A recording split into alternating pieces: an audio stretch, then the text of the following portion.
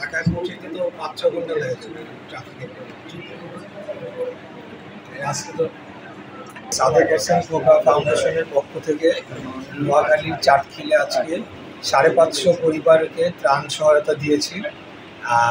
গতকালকে আমরা লক্ষ্মীপুরে যাই, সেখানে সকাল থেকে সন্ধ্যা পর্যন্ত আমরা ৪টি ইউনিয়নে আমরা ঘুরি এবং সেখানকার লক্ষ্মীপুর ৩ আসনের সাবেক সংসদ সদস্য শহীদুদ্দিন চৌধুরী আনি ওনার তত্ত্বাবধানে এবং ওনার সাথে আমরা এই ত্রাণ কার্যক্রম করি এবং আমরা ১,০০০ পরিবারকে লক্ষ্মীপুরে ত্রাণ সহায়তা দিয়েছি।